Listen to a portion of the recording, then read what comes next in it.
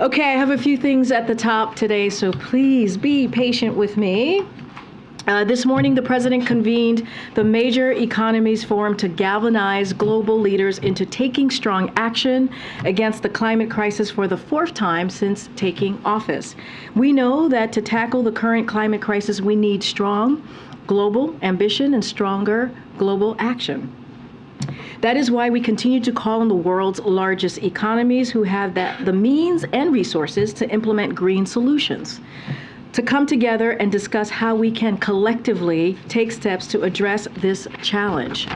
At today's meeting, President Biden announced that the United States will work toward limiting the rise in temperatures, including putting the power sector on a path to net zero emissions, reducing emissions and fossil fuel use by accelerating zero-emission vehicle deployment, and decarbonizing international shipping.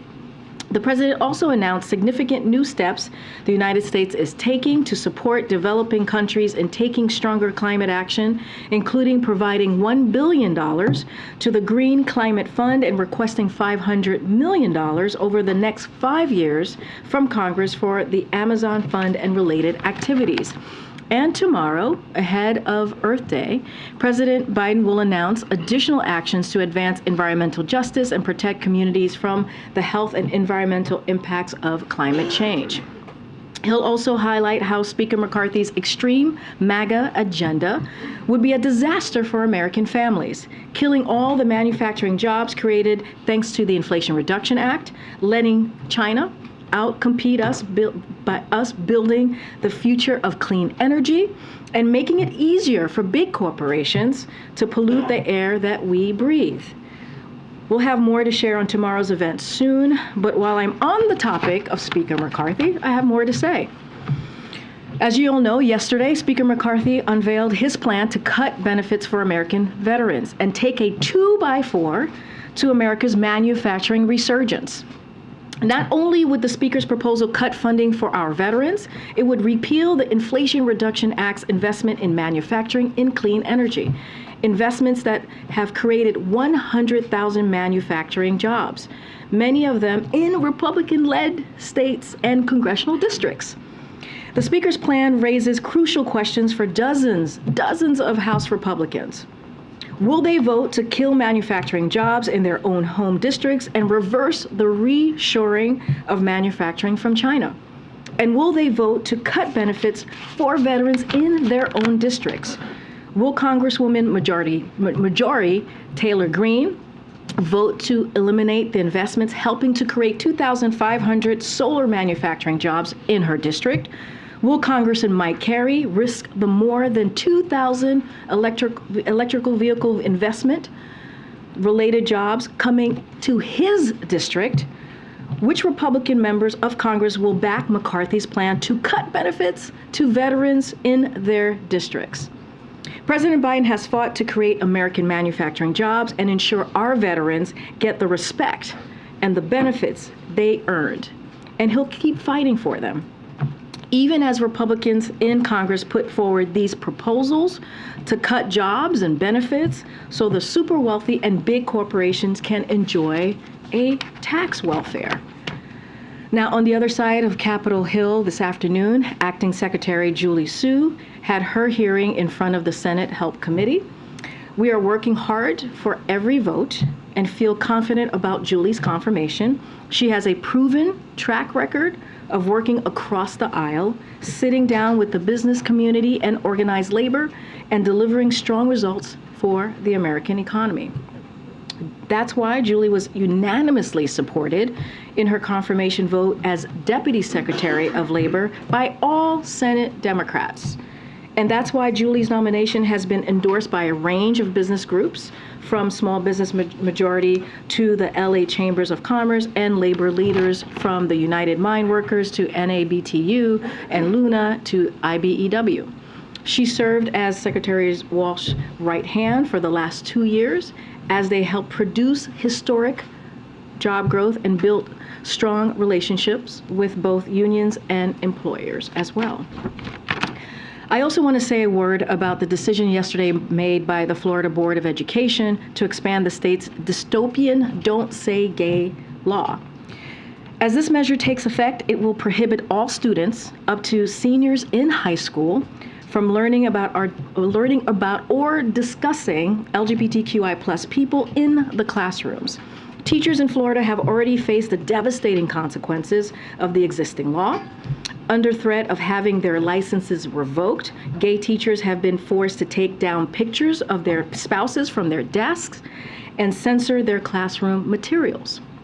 Censoring our classes is not how public education is supposed to work in a free country. Conservative politicians love to complain about the so-called cancel culture, all while threatening teachers with losing their jobs if they teach something that the MAGA extremists don't agree with. President Biden believes teachers and students should not be pawns in a political game or a political stunt. We will continue to fight for students across the country to receive a world-class education, including free from discrimination and also censorship. And finally, I want to speak to something else that urgently needs addressing in our schools, which is gun violence. 24 years ago today at Columbine High School, 12 students and a teacher were gunned down. Their lives ripped away in what was, at the time, the deadliest school shooting in American history. The massacre shook the nation, and it should have been our last school shooting. Instead, in the near quarter century that has followed, hundreds of thousands of American students have experienced gun violence in schools. In the United States, the #1 cause of death for children is firearms. Let me say that again. The #1 cause to children is firearms in the United States. This is a choice. If Republicans in Congress come to the table, if they were to come to the table, we can take action to end the epidemic of gun violence as we know it. The president is doing his job.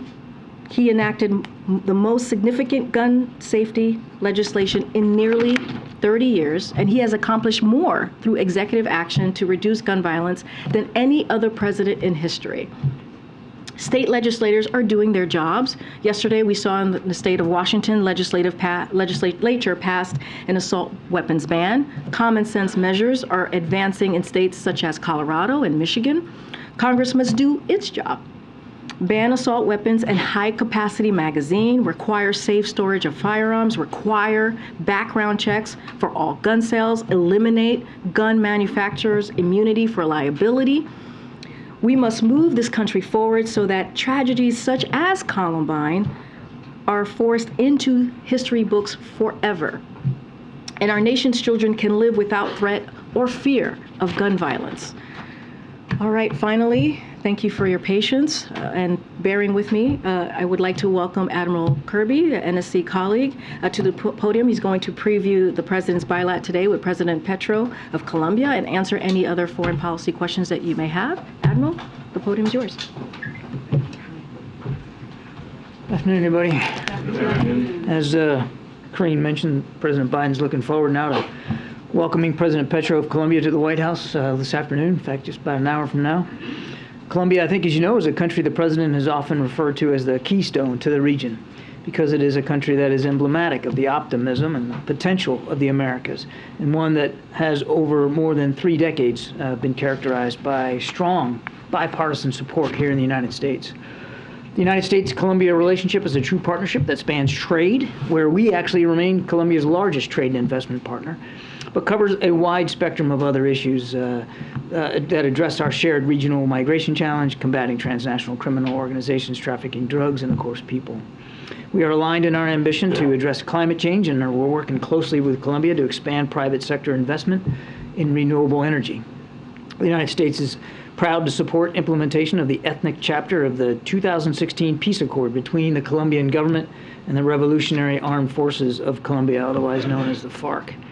It's emblematic of our commitment to ensure equal access to opportunity and to promote prosperity in some of the communities that are most affected by violence. Colombia and Colombia's future, their security, their prosperity remains a national security interest of the United States. And during the conversation today, President Biden and President Petro will continue to make progress on these and many other issues. I also want to note just a couple of other things. You probably saw a readout that we issued. The President had a chance to talk to the European Commission President Ursula von der Leyen. They talked about her recent trip to Beijing. The President was interested in her perspectives being over there. They certainly talked about the need to maintain peace and security around and across the Taiwan Strait. Certainly they talked about ongoing support for Ukraine and the fight against Russian aggression. And again, they talked about how we can together continue to work with our European partners for a clean energy transition. The President will also have a conversation later this afternoon with President Macron of France. He looks forward to that, and we'll have a readout for you when that's complete. For that, take some questions. Karine, thank you. So, John, thank you for being here. I want to start off by asking you about Sudan, the decision to send U.S. troops there. Can you update us on the status of the embassy and trying to get U.S. officials out of the embassy? Yeah, so obviously we're still very concerned about the violence there, the continued fighting. There was a so-called ceasefire last night that didn't hold very long, and so people are still being hurt. What I can tell you is that we have good accountability of all our government personnel there working in and out of the embassy. They are all not still co-located. So the State Department is still, the embassy there is still trying to get them all co-located together for their own safety. They are still sheltering in place where they are.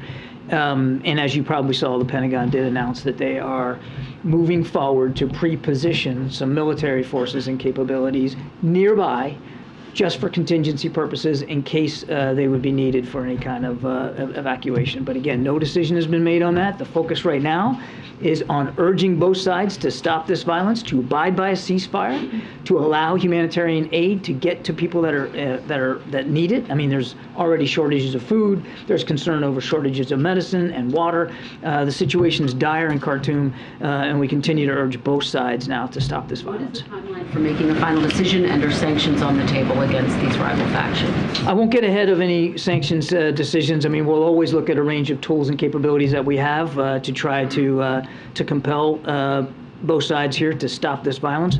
As for timeline, I think I'd refer you to the Department of Defense and the State Department on that. They would have to work in tandem here. But we want to make sure that we've got the capability ready in case it's needed. And again, DOD can speak to the timeline on that.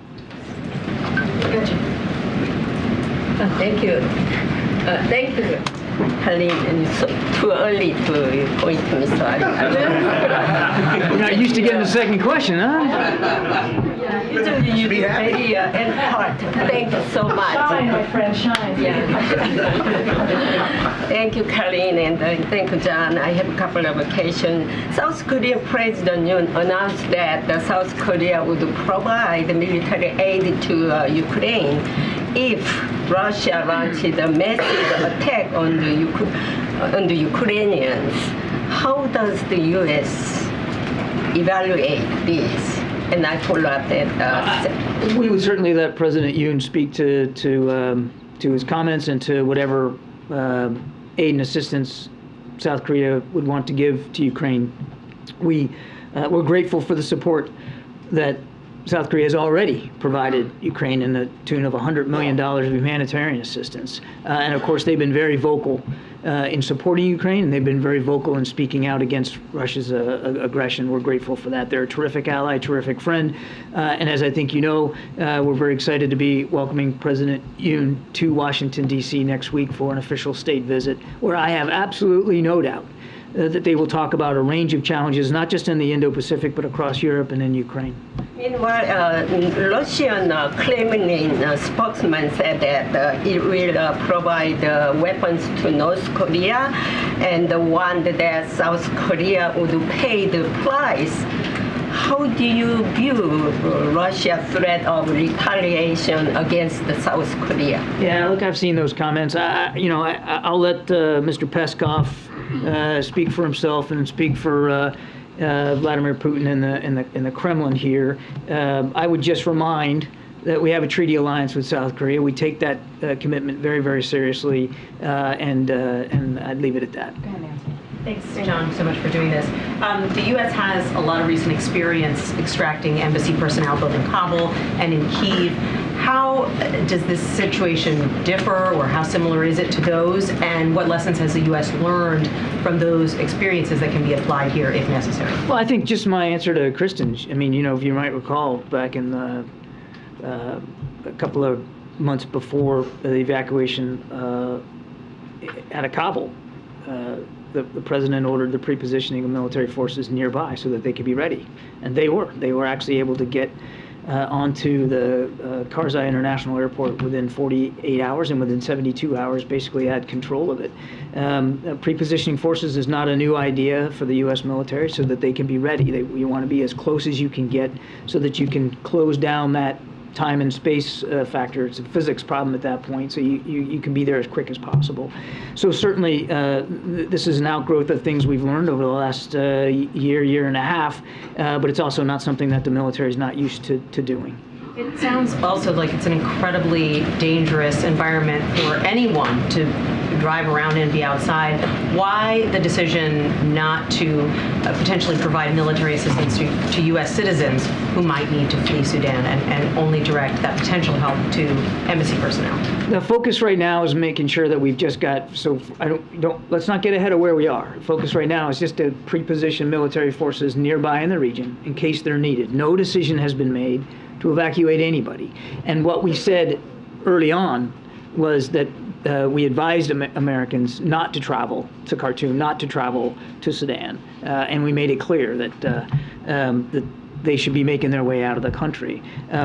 So I don't want to get ahead of where we are. No decision to evacuate anybody now has been made. It's just really about pre-positioning military forces. If and when there's a decision to move towards some sort of military evacuation, then we'll have more to say about that at the time in terms of size, scale, scope, and what we're doing. But right now, the best thing that can happen is for the fighting to stop, for the two sides to lay down the arms, to abide by these ceasefires they keep saying they're committed to, and let humanitarian aid and assistance, food, water, medicine, get to the people of Khartoum who are growing increasingly desperate for it. Thanks, Karine. John, President Petro came to the White House today saying that his message on Venezuela is less sanctions, more democracy. Yeah. But Nicolas Maduro says that the sequencing of that has to be sanctions relief followed by democratic progress. What's the U.S. response to it? What is the president going to be saying to Petro in India? We've long been clear that we would review our sanctions policies in response to constructive steps by the Maduro regime, and if the Venezuelan parties can make meaningful progress in return to a democracy in the country. But I think we've also been very, very clear that we're not afraid to take action should the Maduro regime fail to negotiate in good faith or to follow through on its commitments. One second. Could you talk about how President Biden has been involved in this discussions about Sudan? Was he briefed on the deployment, the positioning of these military forces? Yes, he was.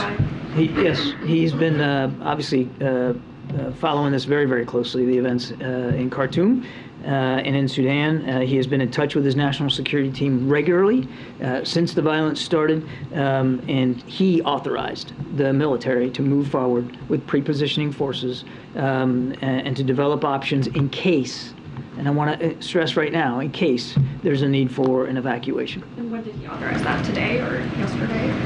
This was in the last couple of days. Jeff, and then we'll go to the back. Thank you. John, you mentioned the state visit next week. To what extent do you expect China and North Korea to be discussed during the president's meeting with his counterpart? And on the same issue as China, the Major Economies Forum, on the same topic, the Major Economies Forum happened today. The Chinese climate advisor was there. Can you give us any update on what he said with regard to their plans on methane or other climate change policies? I would refer you to the Chinese authorities, the PRC, to speak to whatever their comments were or how they phrased it. But as Karine noted in her opening statement, I mean, the Chinese are moving out and moving out aggressively on a transition to clean energy. And when you look at the strategic competition that the president believes that we're in with China, and we do want to keep it on competition and not conflict, this is an area where the United States can absolutely compete and win, because of the innovation here in the United States of America and the opportunity that we have before us to really grasp onto a clean energy transition. Because there's not only is that good for the climate, it's good for our economy because it'll mean more jobs. So this is absolutely an area where we can compete with them. Now, on your first question, I know of no conversation that we ever have with our allies in the Republic of Korea where we don't talk about the threats posed by North Korea to the peninsula and to the region. And I know of no discussion that we have with those very important allies where we also don't talk about the challenges posed by China in the region and globally. And I fully expect that both will be matters of discussion. Go ahead, wait a minute. Thank you, John. Right over here, a couple. One on Russia and one on Mexico. On Russia, there was a hearing up on the Hill yesterday, and we heard from the Prosecutor General from Ukraine, and he had asked the United States to designate the Wagner Group as a foreign terrorist organization. Does the White House believe that group should reach that designation? We've made no such determination, and I have nothing to preview for you on that. But make no mistake, this paramilitary contractor that Mr. Putin increasingly relies upon is certainly continuing to try to take Bakhmut, for one thing. And they're continuing to throw bodies, a lot of prisoner bodies, at that fight. Mr. Prigozhin clearly has some personal gain here at stake in wanting to take Bakhmut, not only for his personal prestige and a way to try to maybe embarrass the Russian Ministry of Defense, but also for perhaps his own economic gain, since there's a gypsum mine there. Not entirely clear, but he looks like he's got more than one motive. And on the issue of Mexico, U.S. prosecutors within the past week here announced the arrest of 28 members of the Sinaloa cartel. And Mexican President AMLO described that as spying and as interference. He said it was abusive, arrogant interference that should not be accepted under any circumstances. I guess, what is your reaction when you hear something like that? And generally speaking, how can the U.S. rely on Mexico as a partner in the fight against the cartels when an arrest like that is viewed as a negative? I'll certainly let President López Obrador speak to his comments. And broadly speaking, I'd refer you to the Justice Department on this. But the president had a great discussion in Mexico City with both President López Obrador and Prime Minister Trudeau about the need to continue to put pressure on drug traffickers and the cartels. And what you're seeing here out of the Justice Department is a step in that direction here by this administration. We're going to keep doing that because it's that important to the safety and security of the American people. And we're also going to keep having these discussions with our counterparts, particularly in Mexico, who likewise suffer from the activities and in some cases the unimpeded activities of these cartels in Mexico. Go ahead. Thanks, Karine. Good afternoon, Admiral. I apologize. Okay, if I took someone's turn, I apologize. I'd like to ask about the genocide against the Uyghurs in China. It's been declared a genocide by the U.S., as you well know. Representative Smith of New Jersey, he just wrote to China's president himself asking to visit Xinjiang. Smith says he wants to see for himself what's going on concerning mass detention and forced labor. Simply, what's the administration's reaction to that request by the congressman? Members of Congress are entitled to travel where they want and ask questions of whoever they want. We don't take a position on their travel. Just to follow up on that, more broadly speaking, the world promised to never let a genocide like the Holocaust of World War II happen again. We have a Holocaust museum right down the street. Does the administration believe there's enough urgency right now in helping the Uyghur Muslims? I think this is the kind of thing, whether it's the Uyghurs or elsewhere around the world, but where we have to continue to apply constant and unrelenting pressure to protect basic freedom of worship and human and civil rights around the world. It's not something you can ever let off on, and it's not something that we snap a chalk line and say we're done and we fixed it and it's over. It's the kind of thing that we're constantly working at. Japan's our greatest ally. They host the largest number of U.S. military of any country in the world. And there's a lot of concern about this recent spate of leaks. Can you update us on if you'll be able to track down what happened and an assurance for the future that the conversations will be protected? You're talking about the documents.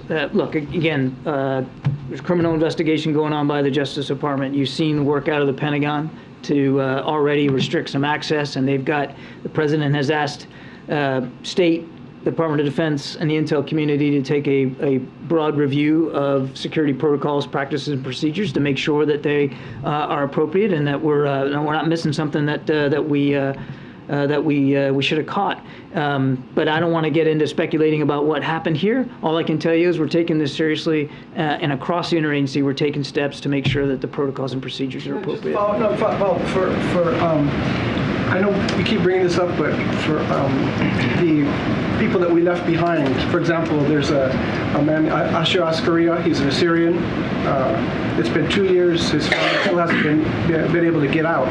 They're in great danger. There's still a large number of people, in spite of the discussions, that have not been able to get out the support of us. For example, I don't know what you mean by in spite of the discussions. As I was up here a couple of weeks ago telling you, we're still getting people out. They're still coming out on a routine, regular basis. I can't speak for this particular case. There's a process that the State Department runs that I would highly encourage anybody who feels they have a case to be made to leave Afghanistan to for Iraq. This is even for Iraq, still hasn't been able to get out. Again, I don't know anything about that case, but when it comes to Afghanistan, because I think that's what you were asking about, we continue to get people out. Good. Colombia next week is going to be hosting an international conference on Venezuela to promote talks between the political forces. Can you tell us if the U.S. will be sending a delegation, what type of delegation?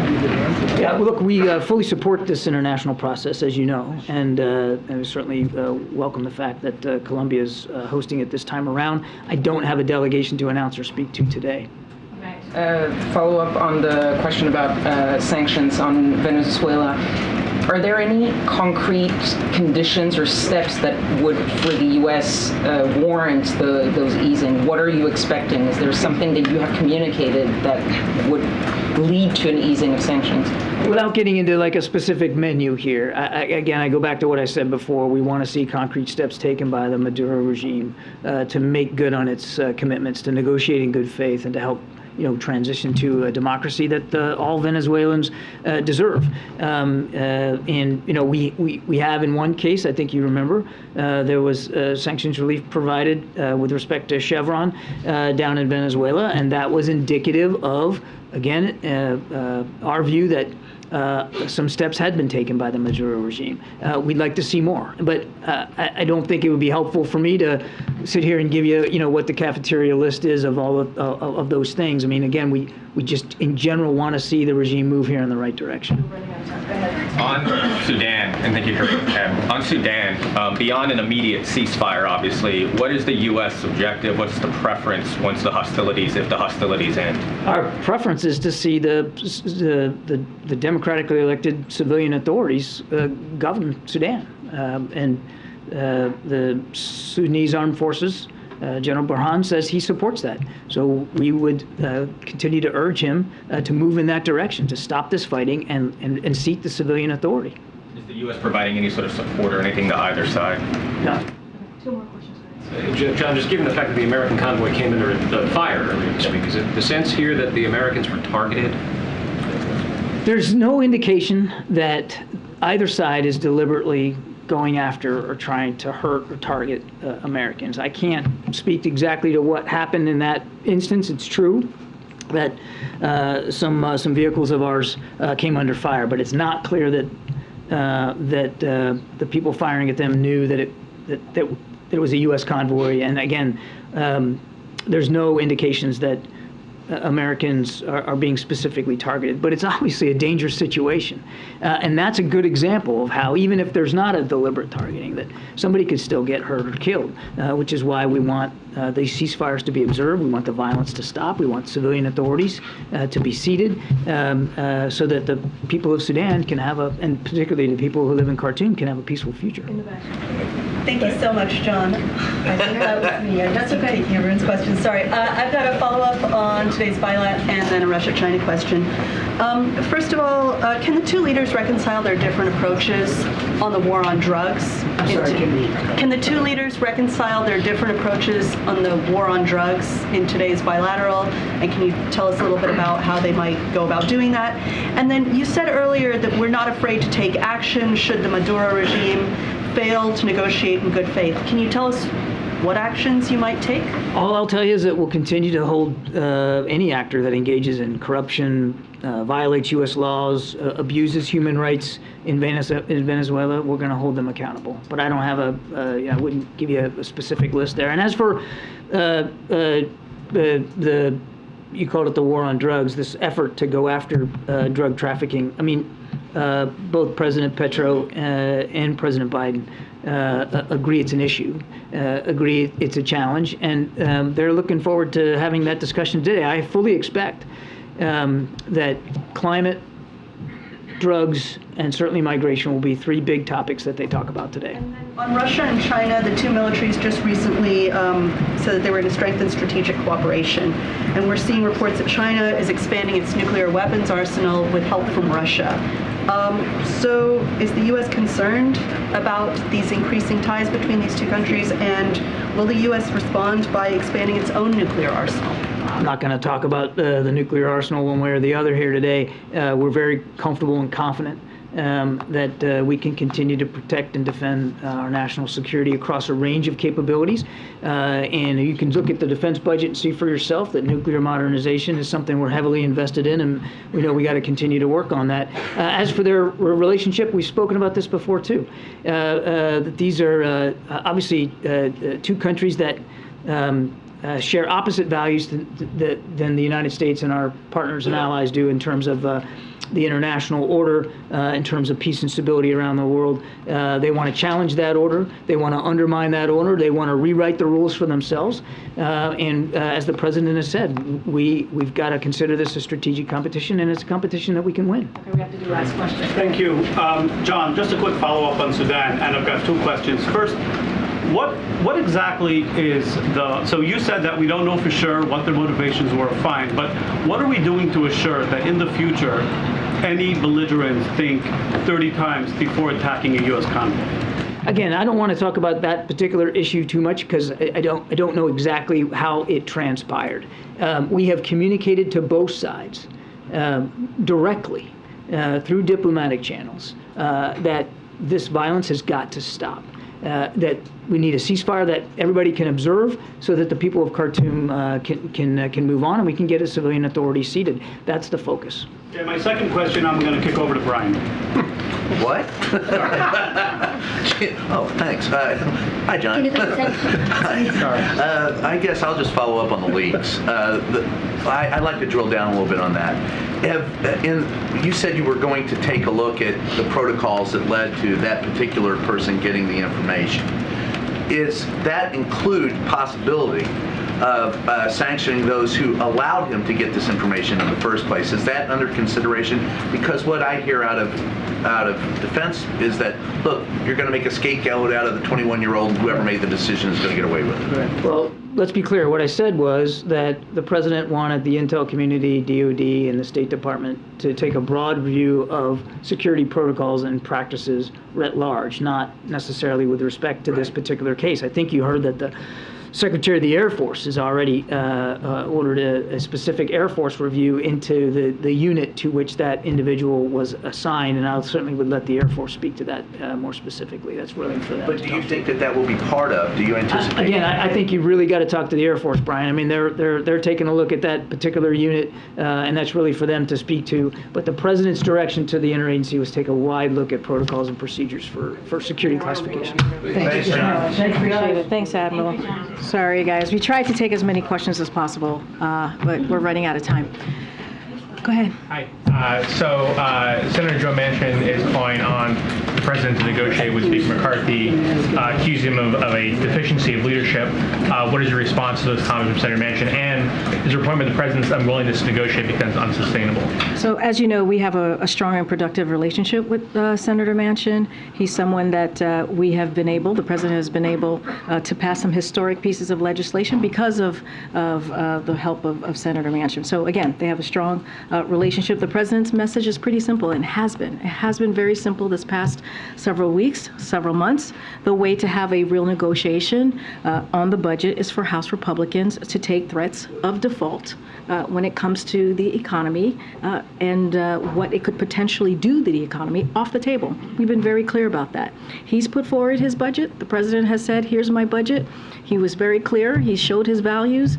His budget is going to decrease the deficit by an additional $3 billion over the next 10 years. It's going to make sure that we invest in Americans, that we lower cost. So the president has said, here's what I'm going to do. And not only that, make sure that the super wealthy are paying their share. And so the president and Senator Manchin agreed we must avoid default. And just as President Reagan said, and just as President Trump said, that when they were in office, we have to avoid default. That means House Republicans need to get to work and stop the delay and put a bill on the floor that's going to avoid default. At today's Major Economies Forum, the United Nations Secretary General was very critical of countries, including the United States, of expanding fossil fuel production. What is your response to that criticism, and what's his message played for the president and other participants today at the forum? So look, we've been very clear. This is the fourth time that we've held this forum. We believe that is important for that we need, in order to deal with this issue, we need global collaboration and global action. And that's what you saw this president do, and make sure that we bring the world together to deal with an incredibly important issue like climate. And so the president's going to continue to do that. He's going to continue to have these conversations. I'm not going to speak directly to every country and their statement and their comments, as the Admiral was being asked about China specifically. But we believe these have been really important forums. Again, this is the fourth one since the president has taken office, and we'll continue to have them. The last question is, an IRS special agent wants whistleblower protection. Talk about an investigation of Hunter Biden's taxes. What is the White House's message to employees who wonder if there should be political considerations when things affect the president's family? So look, I want to be very clear here. As you know, the president respects the rule of law and the independence of the Department of Justice. He believes that's what they should be. In this administration, we believe that it should be independent. So I'm not going to go beyond that. The Department of Justice will certainly deal with this issue. Again, he believes in the rule of law. He believes in the independence of the Justice Department. Thanks, Karine. I know you just follow up on that. I know you won't comment on the investigation, but is the president confident that his attorney general has upheld all the ethical obligations here when it comes to this investigation? Again, the president has always been clear during the campaign, during his presidency, that the Department of Justice should have independence.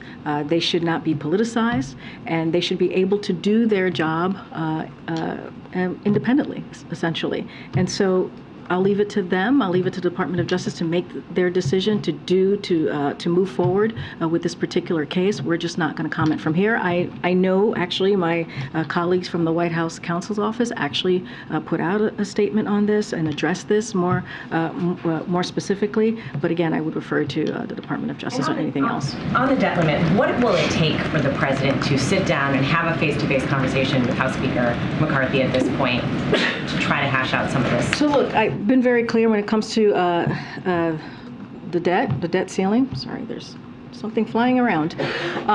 That should be done without conditions. That should be done just like Speaker McCarthy himself and other Republicans, when they got together with Democrats the 3 times in the last administration. They should deal with this. This is their constitutional duty to make that happen. As it relates to the budget, we saw what Speaker McCarthy and MAGA wing of the Republican Party put forth, which was, we believe, is cruel. We believe, which will be really harm American families who are struggling every day to make ends meet. That's what what they put forward, their plan, their blueprint, that's what it tells us. If you look at the 22% cuts in veteran services, if you look at how they want to cut Meals on Wheels, they want to cut law enforcement funding, that's what it shows. So we're going to take a look at it. We're going to look at the impacts of the plan, the blueprint that they put forth, and we appreciate that the Speaker put that together. And look, the President has been very clear. Show me your budget and I'll show you what you value. We have seen what the Republicans in Congress, in the House specifically, along with the Speaker McCarthy, value. And this is what they put forward yesterday, something that we believe will harm American families. Karine, can I ask a follow-up there? When the president announced his budget, he said, quote, "I'm ready to meet with the speaker anytime tomorrow if he has his budget." He has now put forward a proposal, so will there be a meeting? Well, I just said we're going to look at the impact of the plan that they put forward. We're going to take a look at it. I've said that already. Right now, what we see with the 22% spending cuts that they put forward, it's going to hurt education, it's going to hurt veterans, medical care, Meals on Wheels, food safety. So that's what we're seeing right now. But we're going to take a closer look. We're going to analyze that. We appreciate the Speaker for putting this forward. But again, it doesn't stop them for acting right away, immediately, to put a piece of legislation on the floor to make sure that we do not default. We should not be, Congress, specifically Speaker McCarthy and the right wing, the MAGA extremists, should not be holding our economy, to put forth programs that's going to hurt American people. So again, we're going to analyze what they put forward to us, and we'll have more to share. I'm just saying that one thing that we know for sure is they need to make sure that we do not default. That is something Republicans in Congress need to act on now. They can do that right away. We're going to look at the impacts of this blueprint that they put forward. Thanks. So just to follow up on that, it sounds like you're saying that there's a possibility that the president won't sit down with the House Speaker. I'm not saying that at all. I'm saying we're looking closely at the proposal that they put forward. We're going to analyze the impact of the 22% spending cuts that they put forward. But what we are saying at the same time, look, I don't have a meeting to announce, but we've been very, very clear. We need to make sure that we avoid default. We're going to look at the impact. But you're also no longer saying there will be a meeting at some point. I'm just saying we don't have a meeting to announce at this time. On another matter, the House passed a bill this morning that would amend Title IX's definition of sex to be based entirely on an individual's genetics at birth. Does the White House have a position on that bill? I don't have a position on that bill, but we've been very clear that the administration is committed to protecting LGBTQI+ kids at school. That's why last year the Department of Education proposed a rule to clarify that LGBTQI+ kids have fundamental civil rights protections against discrimination in our nation's schools. Last week, as you know, the ED proposed a rule that helps clarify how those protections would work in the context of the athletics. Clearly, the Education Department could certainly lay that out more, but we believe that we are committed and we want to make sure that we're protecting LGBTQI+. I don't have anything specific on this particular. And on that topic, the transgender actor and influencer Dylan Mulvaney has been the target of a barrage of attacks from anti-trans individuals online after she did an ad with Bud Light a couple of weeks ago. She's someone who has been here to the White House. She interviewed the president last year. He had a lot of warm words for her. Has anyone here at the White House reached out to her since she became the target of these attacks? So don't have any calls to review at this time, and I don't have anything to say specifically about this report, but what I can say, when a transgender American posts a video about a brand of beer they enjoy, and it leads to bomb threats, it's clear that that level of violence and vitriol against transgender Americans has to stop. And the president has been very clear. I just laid this out. The administration is going to do everything that they can to protect LGBTQI+ people who are under attack. And that's what we've been seeing across the country, especially in state houses. And so we're going to fight alongside them to protect their rights. They should be allowed to be who they are, who they want to be. And they should be able to speak out against, and we should be able to speak out, and others should be able to speak out against hate and discrimination. But look, that type of dangerous rhetoric, that type of vitriolic language and violence, that needs to stop. Karine, thank you. A couple, first on Hunter Biden and on McCarthy.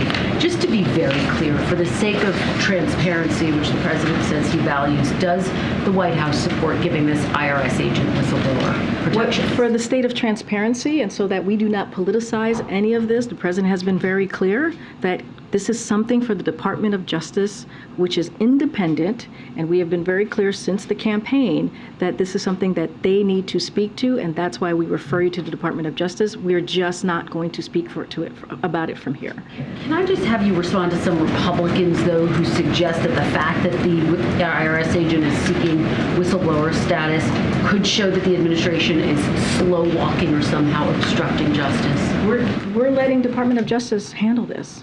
That's what an administration does when they believe in the rule of law, when they believe that the Department of Justice is independent. That's what the president believes. This is something for the Department of Justice. This is an issue that they're dealing with, and we leave that to them. As I mentioned, my White House colleagues at the counsel's office put out a statement on this. They were more specific on that, and so I certainly would refer you to my colleagues and to the Department of Justice. Just on the debt limit, at the risk of dating myself, I was here back in 2011 during the debt ceiling fight then, and due in part to the gridlock over that issue, S&P downgraded the nation's credit ratings, markets plummeted, interest rates increased, the country's borrowing costs went up by more than $1 billion. Is the president risking the same and Congress by dragging out this process? It's not the president that's risking this. It is Congress. It is Congress that is risking this. These political stunts that you're seeing from Speaker McCarthy and the MAGA wing, this is dangerous. These are political stunts that will have long-lasting effects, as you just laid out. This is something that they can easily deal with immediately by putting a piece of legislation on the floor to deal with not defaulting. This is their constitutional duty. We should not have to negotiate on this. We should not be doing this with conditions. They were able to do this 3 times under the last administration, a Republican administration. But doesn't everyone bear responsibility, including and especially the president? The responsibility to make sure that we do not default, it sits in the hands of Congress. And right now, it is Speaker McCarthy and the MAGA wing, pardon me, of the Republican conference. It is up to them to get this done. They are wasting time. And I've already laid out what they did propose, how much that's going to hurt American families who are trying to make ends meet. But the president said, show me your budget. He didn't say, show me a budget that I agree with. Speaker McCarthy's put forward you have to finish the statement. He said, you have to finish what he said. The statement that he made, his quote is, show me your budget and I'll show you what you value. That's what the president said. And by looking at this blueprint, by looking at the plan, they are certainly showing us their value. I guess the question is, isn't the ball in the president's court? I already answered the question, Kristen, many, many times. This is a constitutional duty that Congress has, and Speaker McCarthy is playing games. He is wasting the time of the American people. This is a political stunt, and he has to act. He has to act. And what he showed us yesterday, he aligned himself with the MAGA wing of the party. Go ahead. Ken. Just the Problem Solvers Caucus wants the suspension of the debt limit to be paired with this creation of a bipartisan fiscal commission. Is the president in favor of some kind of commission that would look at long-term spending, debt, how to corral that problem? So look, we have a very good relationship with the Problem Solving Caucus. I don't have anything to say about this specific matter. We believe that it is up to Congress, whatever tools they need or mechanism they need to move this forward.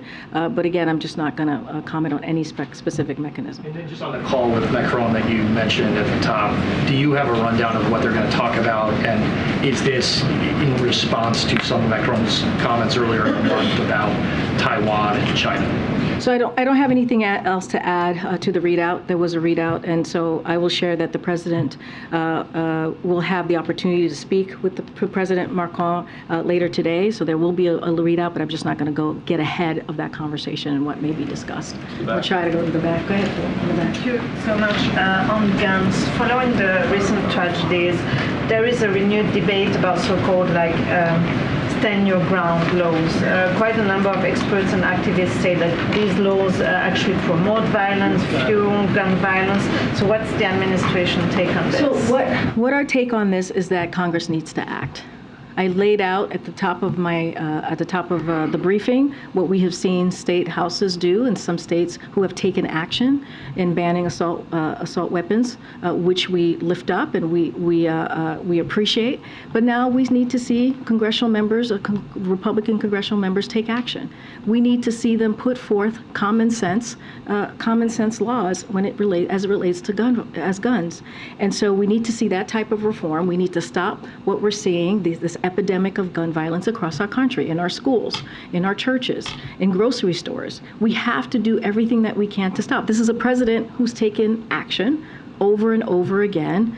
He's taken historic action, putting forth executive actions in the first 2 years more than any other president. And so what we're saying, and we're going to be very clear, the president's going to use his bully pulpit to continue to pressure Congress to take action. That's what we need. That's what the American people deserve. That's what our kids deserve. That's what our communities deserve. And that's what we're going to continue to call for.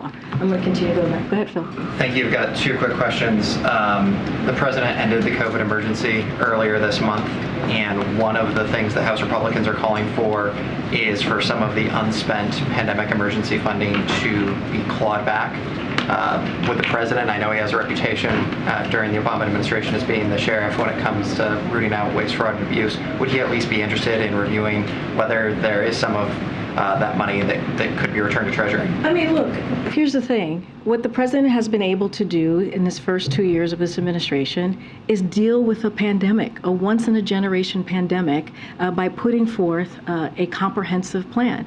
You think about the American Rescue Plan, what it was able to do, no Republican voted for that. And so we use that money to actually be in a different place than we are today. COVID is not over, but we are in a different place.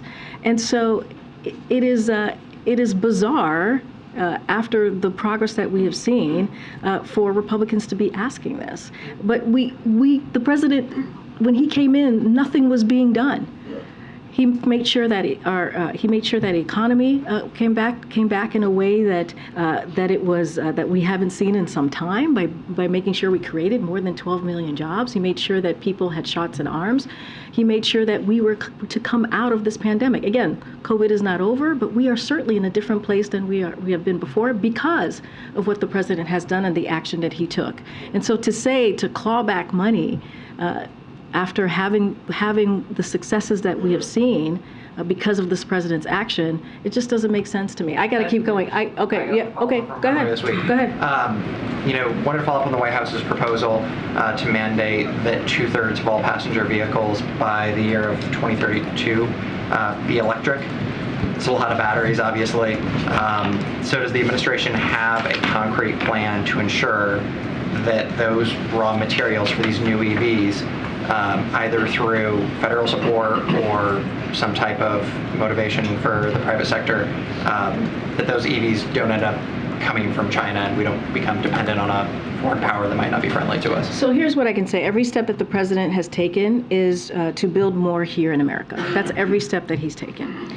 To bring investments and jobs back to America, to build supply chains here in America, and that's what's happening. And already the private sector has invested more than $120 billion to build more electric cars and batteries here in America. And that is because that is what the president has wanted to do and put forth, and he wants to make sure, right, we are building here, right here in the United States. I'm going to keep going. I'm trying to call someone I have. Go ahead, Alex, in the back. Go ahead, Alex. There's been a devastating gas shortage in South Florida. Is this administration working with Governor DeSantis and other Florida lawmakers to alleviate that and to make sure people are able to, fill their tanks? So look, we're closely monitoring the situation in Florida right now, and our administration has been in touch with the state to offer assistance.